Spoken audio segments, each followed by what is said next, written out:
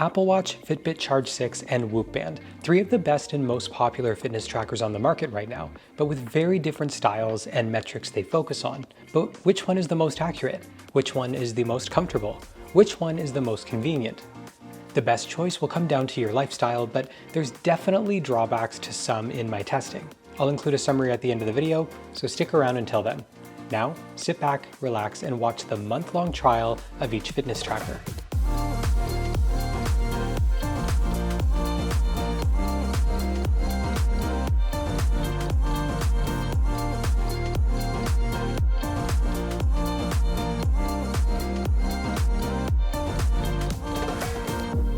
So I look insane right now, and not just because I'm talking to myself on camera in the middle of the woods, but because I'm wearing the Apple Watch Series 9, as well as the Whoop Band and the Fitbit on this arm.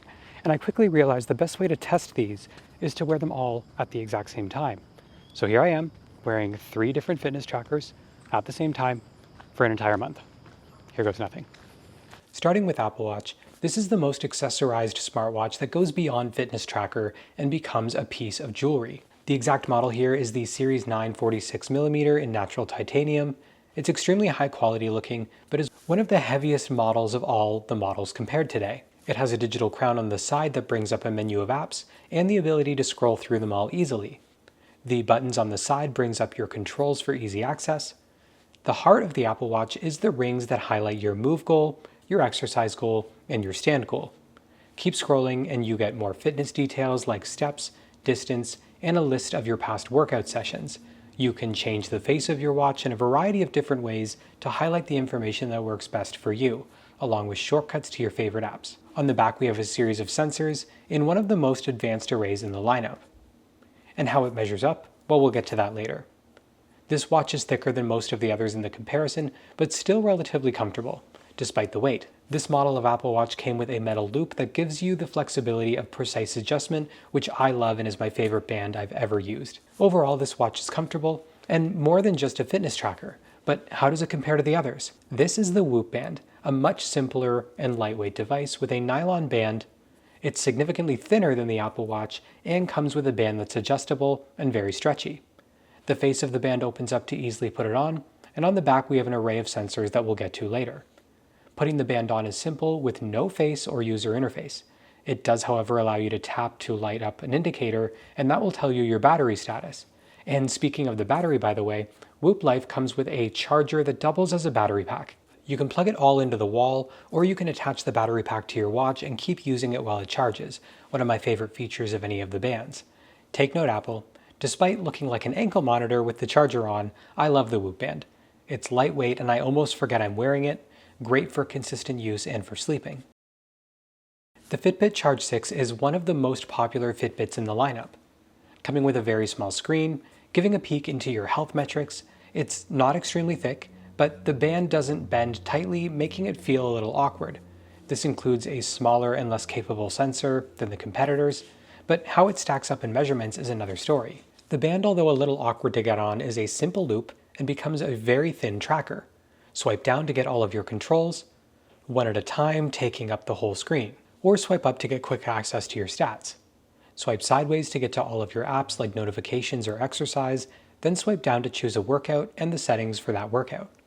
Overall, it's easy to use, but always feels like you're just sort of peeking into a window and gets frustrating compared to the Apple Watch, which just lets you see more easily. So for best comfort, I would say it's easily the Whoop Band with an extremely lightweight band that I wore happily for a month. For best battery life, it goes to Whoop again, for 14-day battery life that recharges with a modular battery pack that I loved. I also wanted to take a second to mention, I'm featuring a lot of brands here, Fitbit, Apple, Whoop. None of them are sponsoring this video, and so all of these comments that I'm saying are genuinely my own unfiltered opinions over a month of testing. So each of these fitness trackers has its own take on how to motivate you, and what metrics to show first on screen. Apple Watch is all about closing your rings, your move, exercise, and stand rings, how many active calories you burn, how long you work out each day, and how many hours out of that day that you stand up. Holistically, it's all sort of about getting up and getting active to live a less sedentary lifestyle. And while that's easy to understand, it's not as clear for people who are active and just want more data out of their device. In the app, you get a dashboard that shows you your rings, stats, trends over time, awards, and you can customize the dashboard with cards that you can configure to your liking. Then you get to Whoop, also including rings, but now including sleep, recovery, and strain.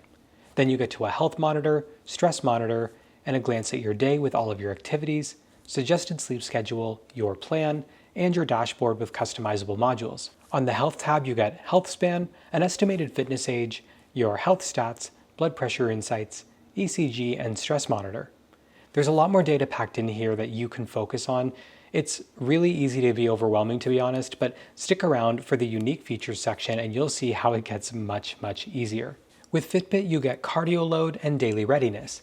Then you get your total days of exercise, sleep duration, and steps, which is 5 metrics instead of 3, and while it's more direct, it feels like this approach is just trying to cater to everyone. Personally, I think the cardio load and daily readiness are not as effective as any other of the metrics. And as you scroll down, you get all the same stats, with the addition of your past workouts, which gives you your basic info and heart rate zones. You also get energy burned, floors climbed, and health metrics like breathing rate, blood oxygen, resting heart rate variability, and skin temperature variation. It feels like Fitbit sort of just dumps in all of the stats, but the layout is uninspired and doesn't highlight anything important easily. Now there's a couple of things that make some of these devices stand out against the others. Like Whoop, for instance, that gives you a new blood pressure monitor. But it's a little problematic. Like for instance, you can't use it until you enter 3 manual readings of your own. And then when you do, at least in my experience, it produces stats extremely similar to your manual reading.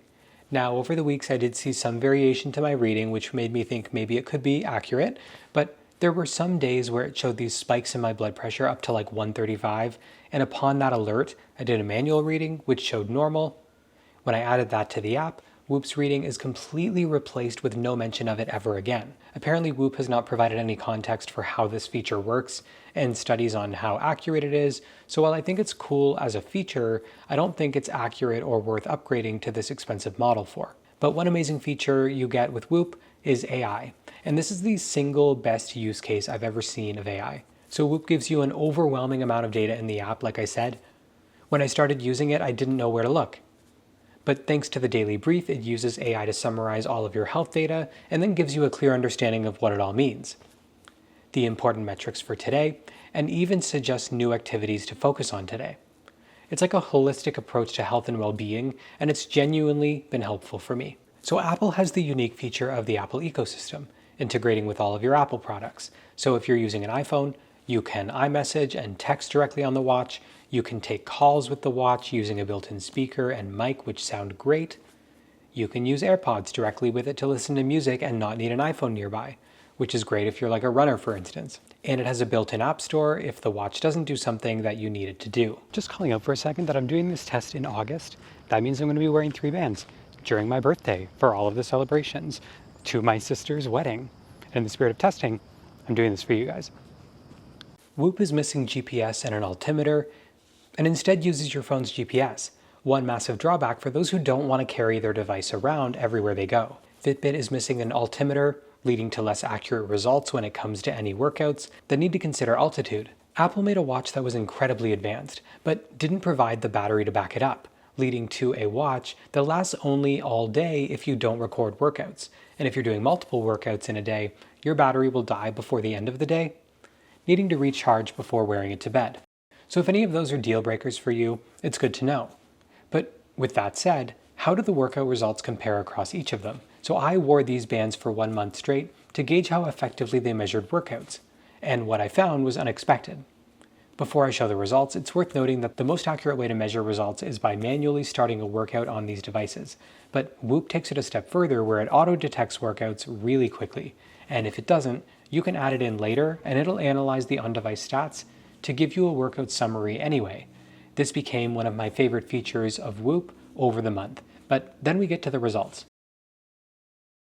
I measured a series of workouts from walking to running to strength training over the course of a month and summarized my findings here with examples. In walking examples, Whoop showed 1.93 kilometers, Apple showed 1.87, and Fitbit seemed to stop partway through a workout and was constantly pausing with any amount of inactivity. In another workout where all 3 were consistently measuring, Apple measured 1.77 kilometers, Whoop measured 1.93, and Fitbit measured 1.87.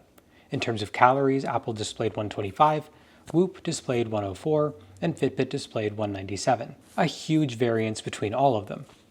When doing an indoor run on a treadmill, Apple measured 2.21 kilometers, Fitbit measured 2.35, and Whoop didn't measure distance at all. For calories, Apple measured 203 calories, Whoop 219, and Fitbit 231. When doing strength training just after my run while my heart rate was still elevated, Apple measured 341 calories, Whoop measured 234, and Fitbit measured equal to Apple Watch for the first time at 341.